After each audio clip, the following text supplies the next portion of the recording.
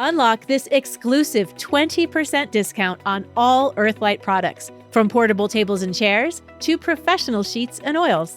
Visit earthlight.com, create an account, and enter your ABMP member ID during registration.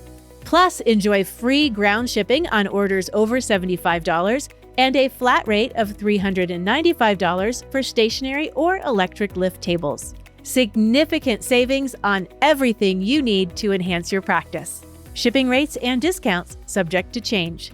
We're proud to assist you as the world's #1 brand in massage. Visit earthlight.com. Massage therapists, are you ready to take your career to the next level?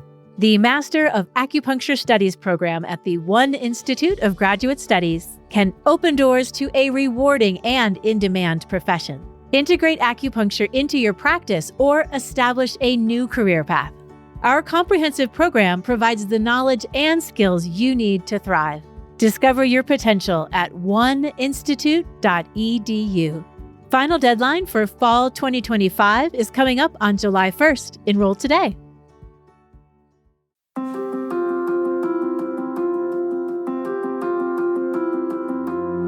If we think about the grand scale of movement and mobility that is possible for a human, any human, it's enormous. We have the entire spectrum, from people who are paralyzed to people who perform Cirque du Soleil feats, and quite literally everything in between. But it's not just linear, this measure of mobility. It spans out horizontally and obliquely and across all axes imaginable. It is shaped and formed by age, culture, DNA, and emotional health, to name a few. It is both limiting and limitless. And because of this, finding mobility can be daunting. The matrix in which we find ourselves as we look out and attempt to make sense of our own mobility can feel like a 10-dimensional puzzle. Much like Neo in this movie's namesake, we humans wake up not knowing which direction to take, and because a white rabbit comes to our door, oftentimes we just follow that.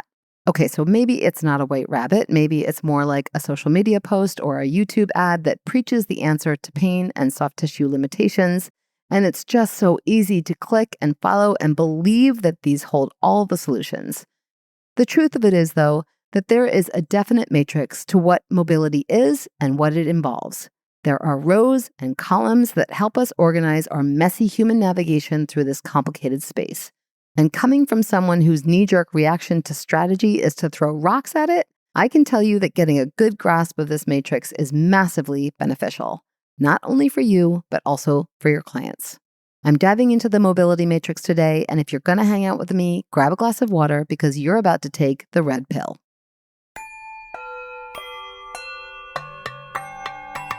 Okay, first of all, it's not that dramatic. You're not going to continue living an illusion if you don't listen. But I hope I got your attention because learning how mobility works can be a bit of a pill to swallow. But that's kind of all of learning to some degree, right? Passively consuming content is one thing. Actively engaging with it takes energy. I guess that's why they say ignorance is bliss. It's so much easier. Let me start by defining mobility. Mobility refers to the ability of a joint to move actively through its complete range of motion with control and without restrictions. This means that when we are assessing joint mobility for a client, we are not just looking at a range of motion, and we are not just encouraging them to stretch more. We are analyzing several components of joint movement strategically. Think of these as the moving lines of green numbers and equations that permeate your client a la Neo in the Matrix. It's much more enjoyable that way. First, joint articulation. This is the structural capacity of a joint to move in its designed planes of motion. So, for example, the knee's ability to flex in the sagittal plane to 150 degrees. This is considered within the normative range, which is kinesiology speak for physiologically normal, because, there is no normal. Getting familiar with each joint's normative range within each designated plane can take a while, so I suggest having a few charts hanging on your wall for reference. Second, neuromuscular control. This is the nervous system's ability to coordinate movement patterns. Think of this at the micro level of muscle recruitment from a nerve impulse. How well muscle fibers respond to a nerve impulse can be impacted through neurological disorders like Alzheimer's or cerebral palsy, overuse patterns creating inflammation, or simply inactivity. Whether or not these can be rehabilitated is case dependent. Third, soft tissue extensibility. This is the pliability of muscles, tendons, ligaments, and fascia, and this is where stretching comes in. There is a lot of confusion between stretching and mobility, understandably. Stretching helps with flexibility and extensibility intermingle. But just to be clear, stretching is only a row within a column of the whole mobility matrix. Fourth, motor control. This is the ability to perform movements with precision and coordination. So a voluntary action is triggering a muscle contraction and creating a normative function. For instance, muscle memory in athletic training or patterns of movement developed through habitual activities would determine a client's level of motor control. This can show up as highly precise, like you might find with a violinist, or a muted and limited, like you might see in a client who is mostly stagnant. Side note, neuromuscular control and motor control are very similar, but think of them this way. Neuromuscular control is to motor control what photosynthesis is to plant growth. The former is focused on efficiency at a micro level, while the latter executes on the macro level. And then finally, the fifth component to mobility is stability. This might be counterintuitive, as mobility and stability have a very yin and yang relationship. But if you think about what yin is without yang, or vice versa, you can see why it makes the list. Stability is the capacity to maintain joint integrity during movement. Without stability, we would be a bunch of jellyfish. True mobility is functional. It translates directly to the capacity of movement in daily activities, athletic performance, and of course, injury prevention. It represents not just the potential for movement, but the actual ability to execute movements effectively. This is huge. Every column and row is mapped out in its own study in soft tissue health. The key here is to keep all of them at the forefront of our client's assessment, understand where a client might be falling short or overcompensating, and provide hands-on applications that keep them in balance. Which brings me to my next point. Functional mobility is an outcome. It is a goal most clients have, whether they are articulating this or not. Pain is an indicator that one or more of these components is either over or underperforming to some degree. How then can we help? Excellent question. Incorporating mobility techniques into your practice is another exciting whirlwind of organizational strategy. Yes, I would like to throw more rocks, please. But let's lean in, shall we? First, start with assessment. If you are not well-versed in assessment, I encourage you to take a course in it. It is valuable to your career, and it will boost your confidence with what techniques you select for each session. For example, the difference between passive range of motion and active range of motion will often indicate if a limitation is deep within the joint structure or stemming from a more superficial tension. So if you have a client who presents with pain when they're turning their head to one side, but you recreate that action passively once they're on the table and there is no indication of pain, this will determine your next steps. Second, prepare the soft tissue and the nervous system for hands-on approaches. You guys probably already do this, but having your client engage in diaphragmatic breathing and internal awareness while you introduce rhythmic rocking movements or gentle compressions will down-regulate the nervous system and ease trepidation. See, you're already practicing mobility approaches. Third, palpation in combination with communication. Palpation is not just for learning where muscles are. It is a valuable tool that helps you understand what your client is feeling. Discerning what muscles are tense or weak can be overwhelming at first, but the more you practice, the sharper that tool becomes, especially when combined with communication. Fourth, passive, active-assisted, and active technique engagement.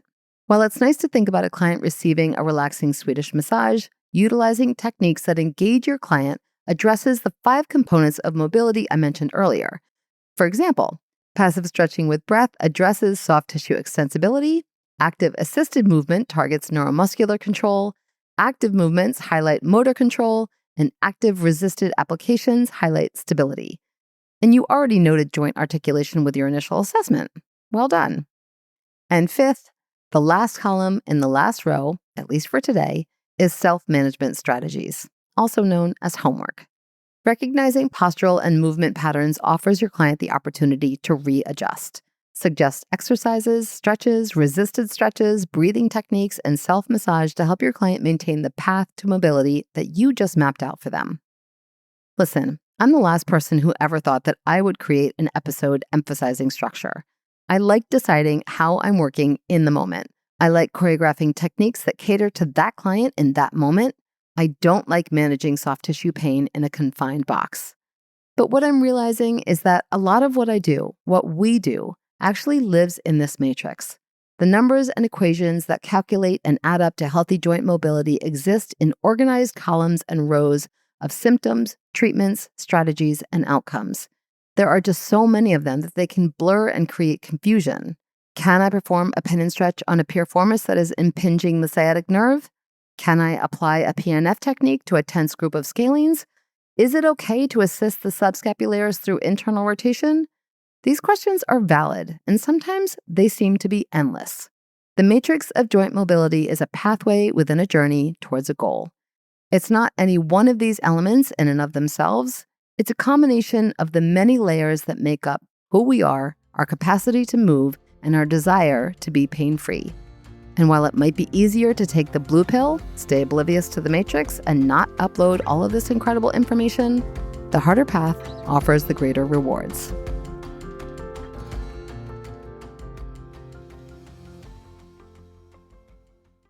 Anatomy Trains invites you to take your career to the next level with Anatomy Trains Structural Integration, ATSI.